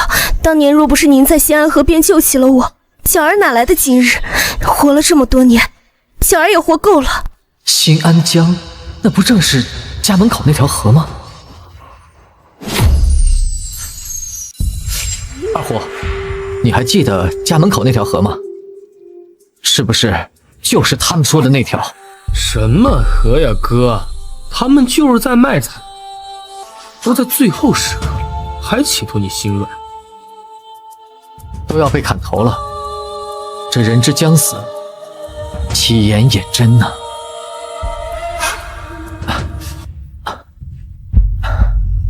怎么还没来？什么没来？哦，没什么。哥，这2人就是居心叵测，现在还想骗你。切，再耗下去，恐怕这天下的人心都让这对母女收买了。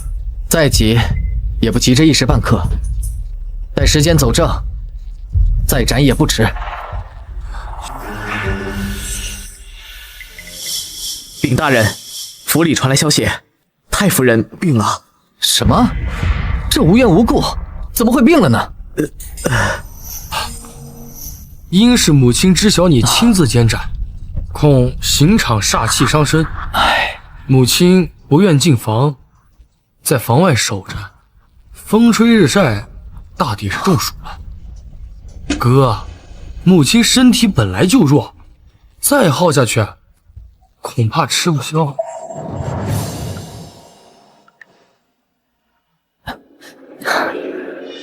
好，行，好，行。徐大人，53克已至，请您下令。要怪就怪天意吧。若53克前话来，那我便冒着天下之大不韪，也要看化验人。可若不来，那便一切照旧。判力决！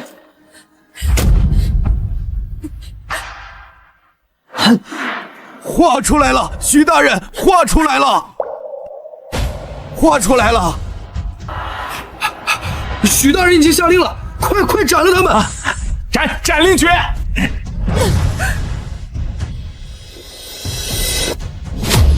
徐大人，画出来了！这模样是他！且慢！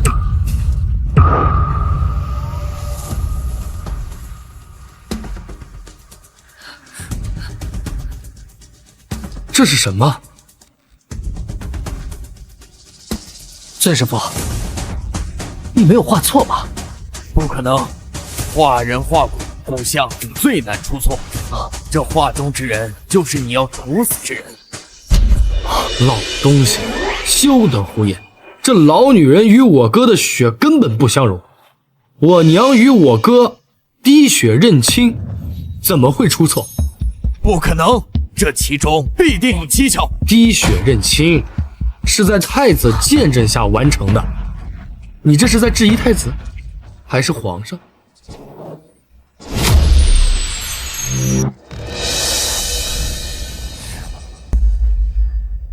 我画骨多年，从未出错。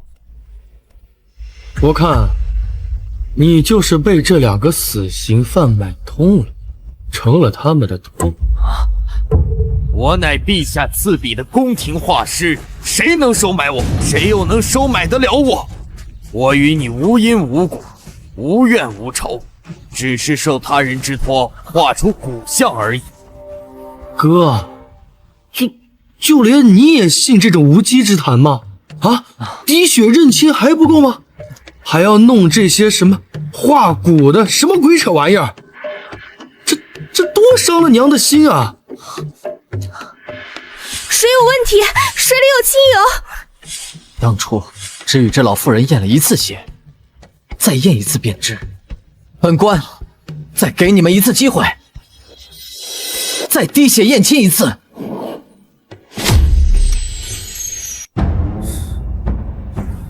这是我特意差人从文渊阁取来的，上面还盖有皇家的玉戳。这信封上的玉戳确实是文渊阁当值大印，难道真的是搞错了？来人，在。刑场那边情况怎么样了？孙师傅画出了没？回太子殿下，孙画师画出了一张像，也拿到了刑场。那许家二弟嚷嚷着以滴血验亲，为何还要再验这些画？似乎让许大人分心了，最终似乎还是没有相信。也是，血都验了，一张画又能说明什么呢？把这封信送回文渊阁。是。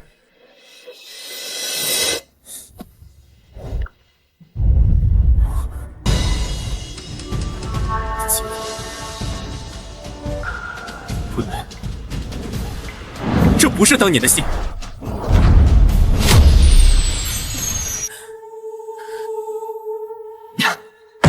你们为何不验？你们三番两次的引起我的注意，不就是为了要做诰命夫人吗？我给你机会。啊！我娘说她已经验过一次血了，是你是非不分。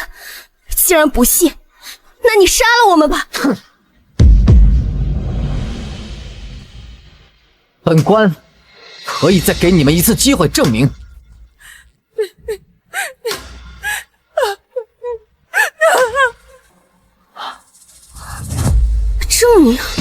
证明什么？证明我娘的亲生孩子要千方百计的害死他吗？我娘验血只是为了证明认贼作母。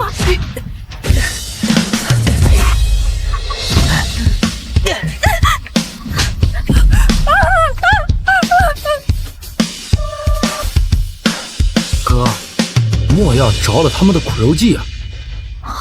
今日验血，所有人都看到了你的血和母亲的血相融，是他们打翻了水碗，销毁了证据。母亲是御赐的诰命夫人，这毋庸置疑。他们口口声声说对诰命之位没兴趣，可找上门的是他们，滴血验亲的也是他们。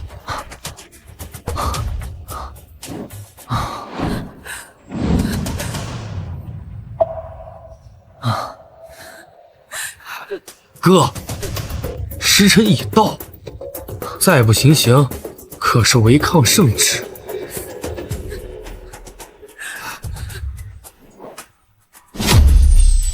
哥，你不觉得今日之事太过蹊跷了吗？今日是母亲的寿辰，自从太子入府，一切都变了。他这是在把我们架在火上烤，家事丑闻闹得全城皆知。他这是在给自己铺路，明知陛下器重我们，这是在拷打我们许家。哥，莫要着了他的道。杀呀！杀了我们！你这个眼被啄瞎的人根本不配当孝子！你有负圣恩，愧对祖宗，愧对天地！你狂妄！打呀！打死我们！正所谓明察秋毫，刚正不阿。你把我娘打死了，就成为当朝第一大清官了。一心求死是吧？好，那我就成全你。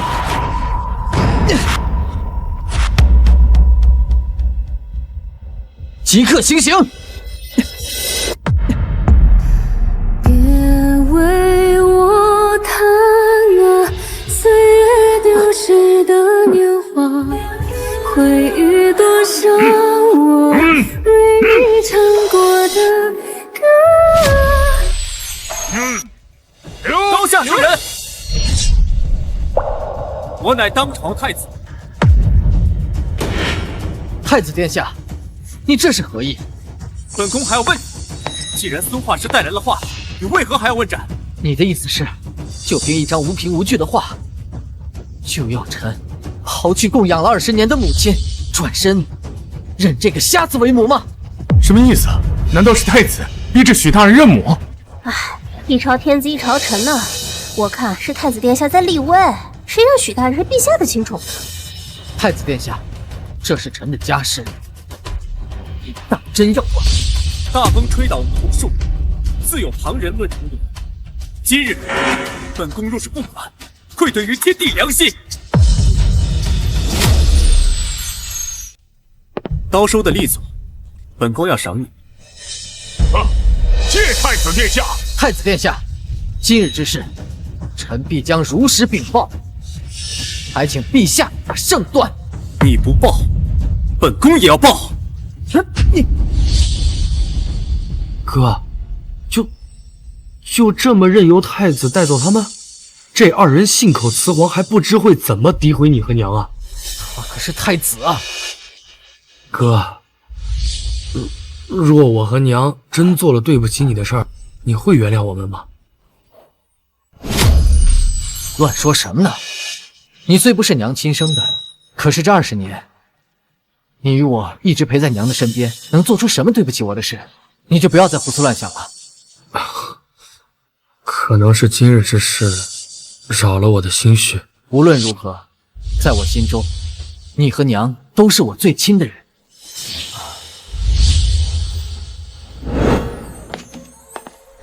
娘，这是太子命人专门煮的参汤，您快喝些。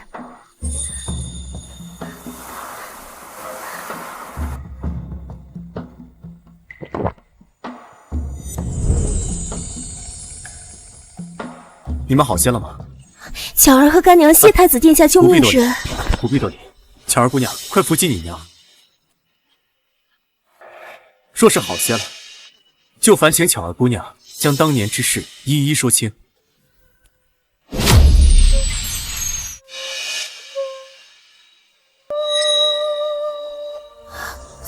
当年圣旨传回县里，正是那个孙威给我娘报的消息，可他却称皇上知道了许大人是罪臣之后，将我娘诓骗到了水池边。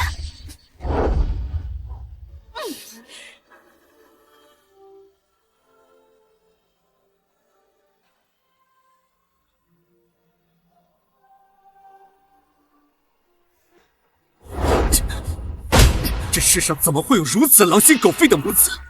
太子殿下，如今你已经知道了真相，可否直接抓了那个毒妇？众审之下必有实情。不妥，此事我们需要从长计议。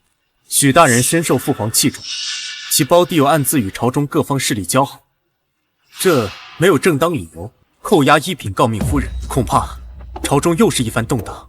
父皇龙体欠佳，朝堂再也经不起再折腾了。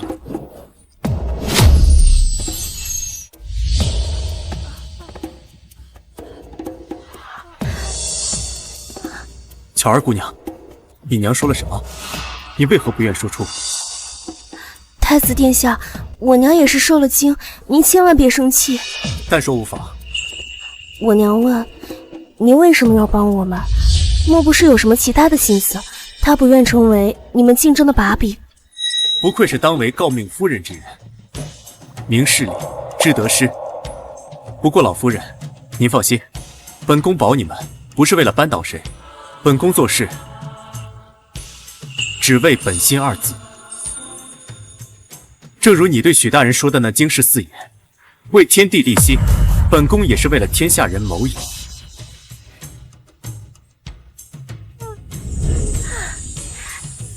我娘说您一定是一位好的明君，那就谢太夫人吉言。对了，太子，您是如何笃定我们没有骗您的？纸。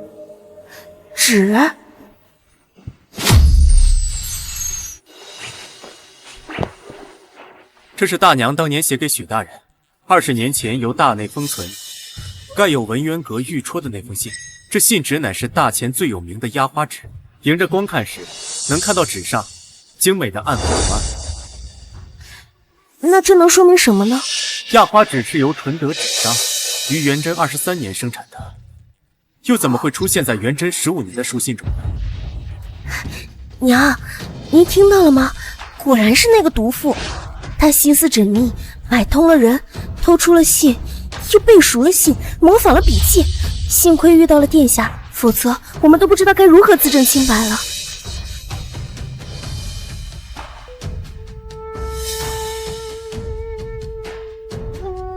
太子殿下，我娘问，那如今真相大白，您该如何谋划抓了那个孙威？本宫自有妙计，一切已准备妥当。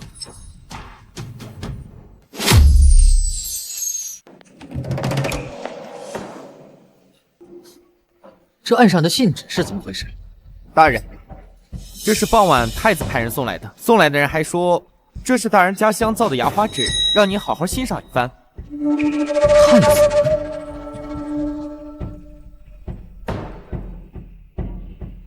大人，太夫人身体不适，说若是您回来了，请您去西屋一趟。啊，母亲病了。母亲，下人说你病了，好些了吗？有吃药吗？如此看来，春儿还没起灵。二胡说，你放走了那2个贼人。太子硬要保，儿子也没办法，还请母亲恕罪。跪下！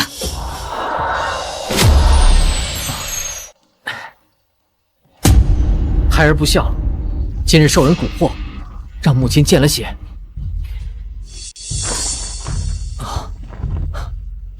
春儿啊，今日为娘受了这辈子最大的辱，可是娘不怪你，不是你的错，是那太子欺人太甚，见圣上龙体孱弱，便想敲打一番朝中老臣。你受陛下隆恩多年，必然是首当其冲啊！太子为人忠良，应该不敢如此的。太子已经敢了，今日之事分明以水落石出，公然将那2人包庇带走。春儿，这就是在敲打你呀！待儿子见到陛下，一定会提及此事。陛下已经多日不上朝，只怕太子是有备而来。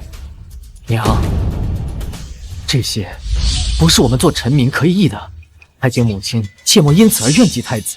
他日若太子真有入住大内那一天，这些话可是要掉脑袋的。是娘忘忆了。哎，春儿，不如走吧，你辞官，我们回老家。娘，我觉得今日之事没那么简单。您真的不认识那个瞎子？既然你已经问到这儿了，那娘便告诉你吧。啊，那瞎子，娘的确认识。此人叫孙威，是娘的闺中帕娇。那时候，娘刚有了你。啊，嘿，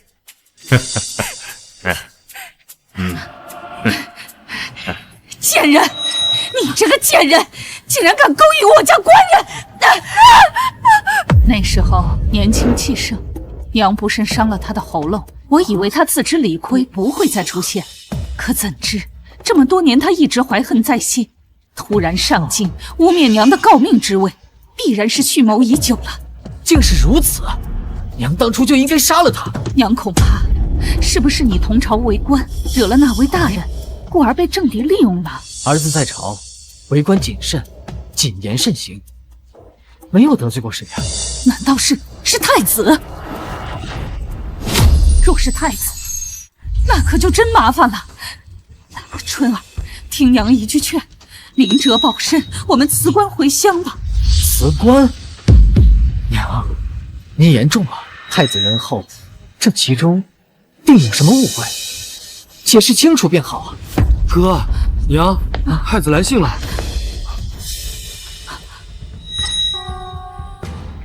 今日之事皆已查明，是本宫误会了太子，为表歉意，略备薄酒，请太夫人、许大人明日移赴太子府，本宫当面致歉。太子怎么说？太子说今日之事是他不对，明日宴请咱们去太子府，当面给您老人家道歉。哎呀，娘，我就说了嘛，你想多了嘛。估计今日太子救走那些人呢，也是为了立一个明君的形象。这纸张，哎呀哥，太子都把文渊阁那封信给娘了，说是旧物，给娘留个念想。啊，娘，当初就是这封信一直激励儿子一路高升，才达到如今这个高度。都说物不如心，人不如旧，今日就让儿子再回忆回忆过去，这封信就让儿子再拜读拜读吧。好。啊。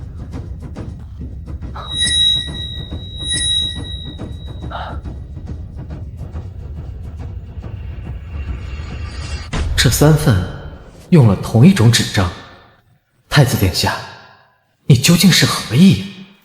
回大人，这纸是太子傍晚派人送来的，送来的人还说，这纸是您家乡送的牙花纸，让您好好观摩一番。牙花纸，来人！大人，小的在。来福，在京里卖牙花纸的共有几家？这纸是您家乡承德纸商所造的，京城能卖这种纸的，都是咱家二爷点过头的。纯德的纸，是二虎在卖。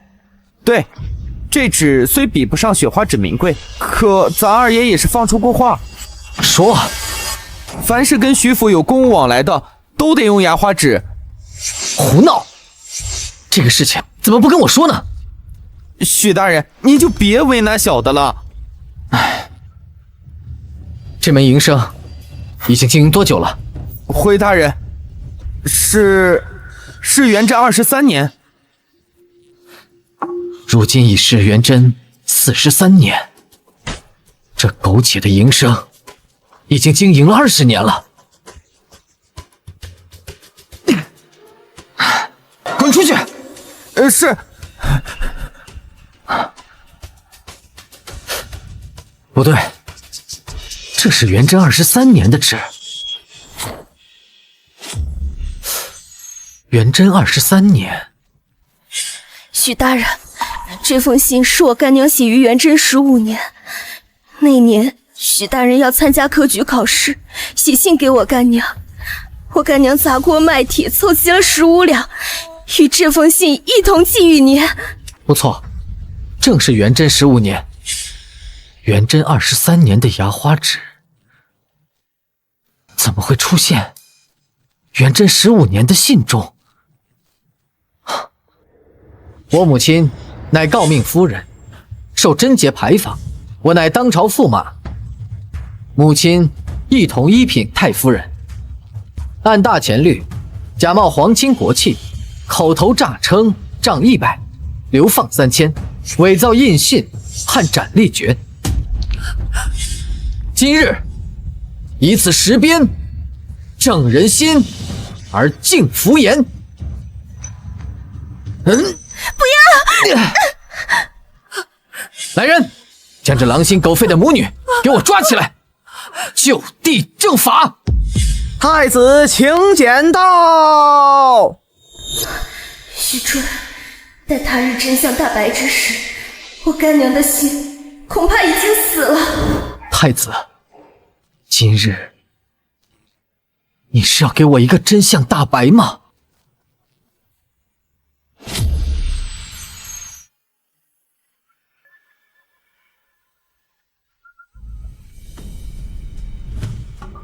春儿啊，你怎么跟丢了魂似的？大概是昨夜没睡的缘故吧。这太夫人和许大人到了吧？太子殿下说了，他在白虎厅候着3位。在这儿？白虎厅乃肃杀之地，为什么在这儿？这小的就不知道了。就请了我们3个吗？除了3位，还有贵客，还有贵宾。二虎，别问了，我们在这儿等着便是。太子驾到！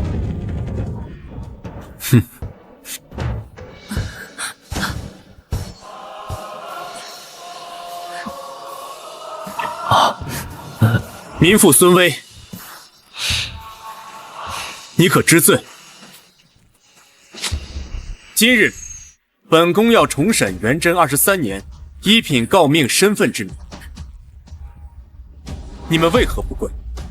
太子殿下，老身乃陛下钦点的一品诰命夫人，上不拜亲王，下不跪公卿，又不在朝为官，何跪之？事到如今，你竟毫无愧疚之意，还敢自称一品诰命？殿下，此二人包藏祸心，数次污蔑老身，您不会听信了此二人的胡言乱语吧？你以为本宫没有新的证据吗？昨日我派人送到你们府上的书信，你们可看过了？看过了。拿出来吧，本宫来给你们讲解这封信背后的真相。哥，别拿出来，这是太子在炸咱们。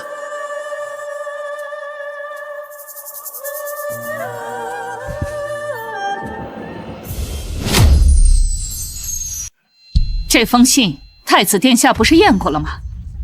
正是老身亲笔所写。不错，正是你的亲笔。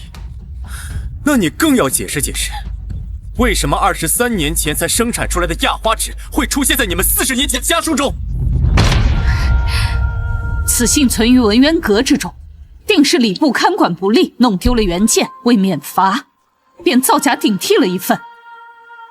不愧是太夫人啊，思绪缜密啊。娘，后路我早都打点好了，只要离开太子府，便可立刻离开京城。老身累了，若因此无稽之谈，再耽搁一日，成何体统？若无他事，老身便先行离开。对啊，太子殿下，今日不是叫我们来赴宴的吗？看这样子，跟我也没关系，那我便先告退了。你们不会以为本宫真的没有其他准备吧？来啊，上证人！代理部堂官，徐府书办。太子殿下，罪臣知错了，都是太夫人和那孙二虎逼着在下换了信呐。太子殿下，小的也知罪，我只是奉命行事，是孙二虎，他让我家的亲友，小的绝无弃军的念头啊！拖下去！看到他们二位，你们有什么话要说吗？没话，那本宫替你们说。那书信正是这位礼部堂官换的，昨日第一次验血，也正是这位书办替你们家的亲友。你们骗了我整整20年！不，春儿，你莫要着了太子的道。那你们倒是解释啊！这信，这血，你们倒是解释啊！许春，是不是你？是不是你？是不是你联合太子骗我们进来受死？为什么？为什么不相信我和娘？都别动！娘，你先走。出了城就有马车接应。享了20年的福，老子也够了。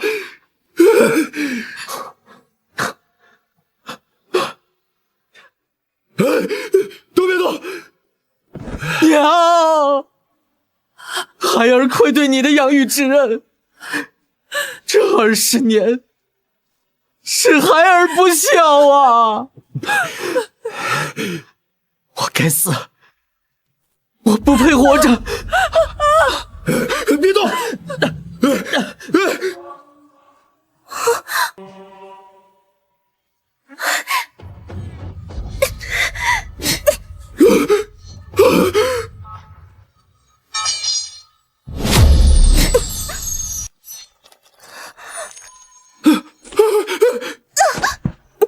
巧儿，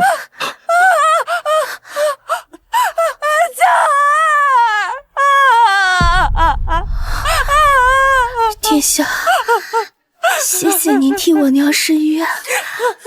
你为什么要替她等到？我娘可是等了足足40年，才有机会和许大哥团聚。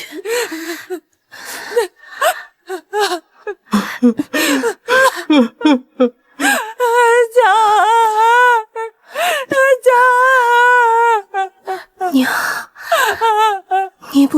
许大哥，他只是认错了人而已。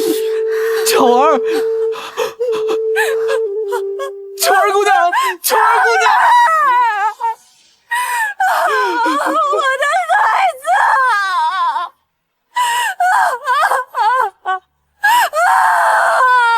将他们打入死牢，即刻问斩！娘，娘！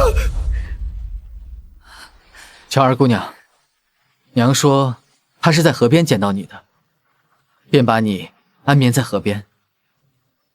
谢谢你，替我照顾娘这么多年。更谢谢你，让我看清了真相。我和娘就住在山的那头，会经常来看你的。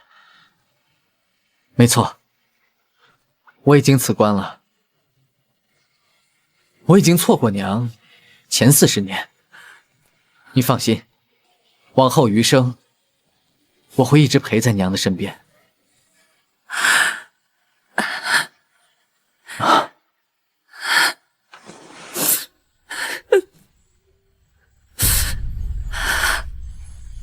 我们走吧。哎，娘，您病刚好，太医说要好好休息。